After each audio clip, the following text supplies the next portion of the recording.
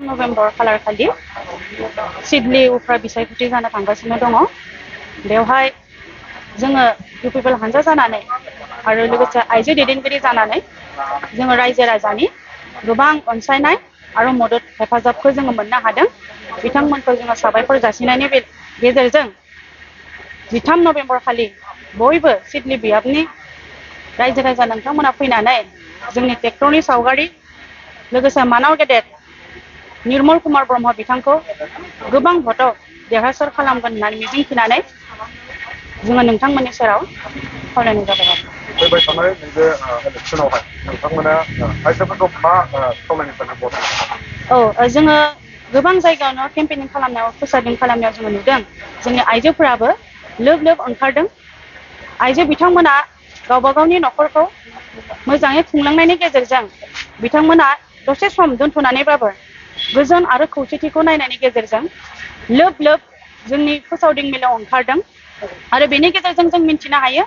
जोंनि इउपिपिएल हानजाखौ बिथांमोना गोबारै सापर्ट खालामदों आरो फैबाय थानाय नैबे उफ्रा बिसायख'थि जोबनायनि उनाव गोबां आइजो बिथांमोना जोंनि इउपिपिएल हानजायाव जयनिं जानायनि थाखाय साखाफारा जानानै दङ आरो। नुदों आइजोफोरा लोब लोब सोलिफु सरकारावहाय माखासे ओंखारनाय नुदों, नाथाय आइजोफोरनि थाखाय माबाफोर मोजां हाबाफोर मावनो हादों? जोंनि इउपिपिएल हानजाया जोंनि आइजोफोरनि थाखायबो जिथुनिखि सेल्फ हेल्प ग्रुप 22 रोजा करि रां होनायाव बेवहाय 9,658 सेल्फ हेल्प ग्रुप रेजिस्ट्रेसन जानायफोरनो चेकखौ रानना होनाय जाबाय। अनलि बेनोल' नङा, आइजोफोरनि थाखाय handloom cluster level animal and husbandry डिपार्टमेन्टनिफ्रायबो पिक मिशन गटारि मिशन बेफोरबायदि स्किमफोरा दङ। जों जेरैहाय हायो रेजिस्ट्रेसन जानाय आरो जाय बिथांमोना मोननांगौ बायदि बिथांमोनखौ जोङो लानानै बिथांमोननि थाखाय बे स्किमफोरखौ होनाय जादों आरो बेनोल' नङा, जोंनि इउपिपिएल हानजा लोगोसे बिटिआर सरकार हिसाबै बड'लेण्ड हेपिनेस मिशननि गेजेरजों गासै जाति जनगोष्ठीनि भिजन आरो डकुमेन्टफोरखौ बिथांमोननिफ्राय लानाय जादों। लोगोसे आइजोफोरनि गोबां लिडारफोरनिफ्रायबो बिथांमोननिबो अपिनियन साजेसनफोरखौ लानाय जादों जे गोजोन आरो खौसेथि मोनसे सरकार दानायाव आइजोफोरनि मैखोम जिथु ओंखारनाय लोगोसे बिथांमोननि मोनफ्रोमबो बिथिङाव खामानि मावना थानाय आइजो बिथांमोननि सापर्टिभखौ लानानै जोङो मोनफ्रोमबो बिथिङाव सेसन बाय सेसन जोङो सावरायगासिनो दङ। जितेन मोसाहारि होननाय मुंनि सासे दैदेनगिरिया बाथौ धोरोमखौ लानानै माखासे फोसावगासिनो आरो बे बाथ्राया नंखाय। मानो होनोब्ला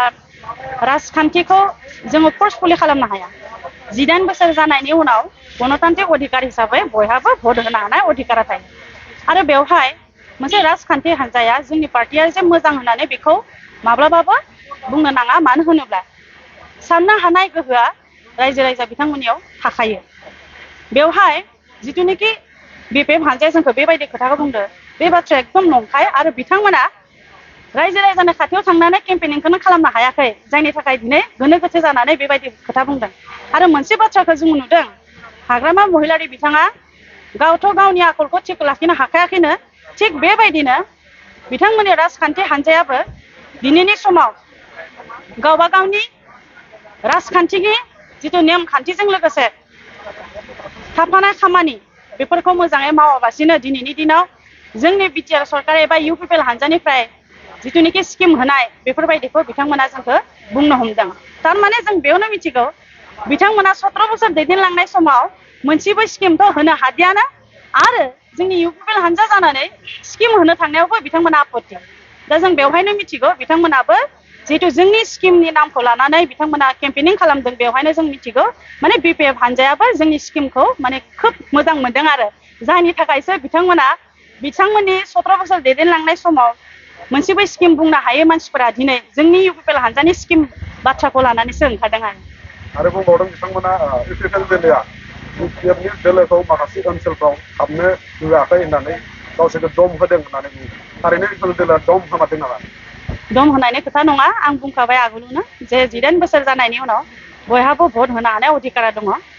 बेवहाय बिथांमोना जुदि बुंना लायोबा बे बाथ्राया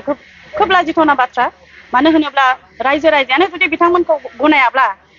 बेवहाय जोंखौ एलिगेसन होनानै लाब गैया। बिथांमोना जेरै राजखान्थि हान्जा, जोंनियाबो मोनसे राजखान्थि हान्जा। गणतान्त्रिक अधिकार हिसाबै बयहाबो बेवहाय थांना थानायनि अधिकार दङ आरो धोरोमखौ लानानै फोसावदिं मेलाव जेरैबायदि जितेन मुसाहारि बिथाङा खोथाखौ बुंदों जोबोद बे लाजिथावना बाथ्रा जादों आरो जोङो इउपिपिएल हानजानि जानानै बिथांनि सायाव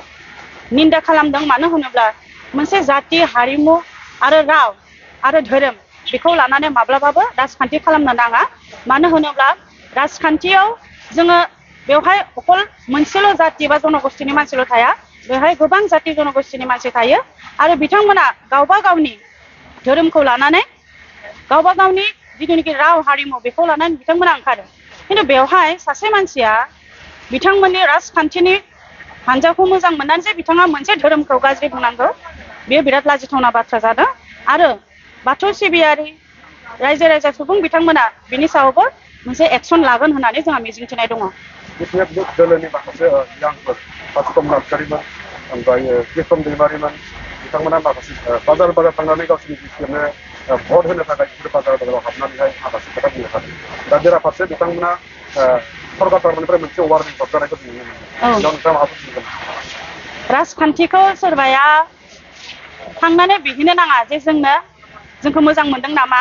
जोंनि पार्टिखौ अनसायदों नामा बेखौ थांनानै बिथांमोना बुंहैनाया बिराद लाजिथावना बाथ्रा जादों आरो बेवहायनो मिथिगौ हाग्रामा महिलारिनि दल एबा बिपिएफ दल जोङो बेखौ बुंनो हायो जे एक्सपायरि डेट थांनाय मुलि एबा सम बारलांनाय मुलिया जेरै जेबो भेलु थाया बेबायदिनो हाग्रामा महिलारिनि दलाबो बेबायदिनो जालांगासिनो दङ जायनि थाखाय बिथांमोना दिनै गावबा गावनि सायावनो बेले बेजे जानानै फोसावदिं मेलखौ जिथुनिखि इलेक्सननि प्रट'कल नियम खान्थि थायो बेखौ बिथांमोना सानस' हायाबासिनो बिथांमोना ओंखारनानै बिथांमोनासो गावबा गावनि केम्पेनिंखौ खालामगासिनो दङ आरो बेनि गेजेरजों जोङो मिन्थिनो हायो जे बिथांमोना ओरैबायदि थौले लेभेलसिम केम्पेनिं खालामदों जायखौ माने रायजो राजा बिथांमोना माने बिथांमोनखौ आरो खाबु होले आरो बे खेबाव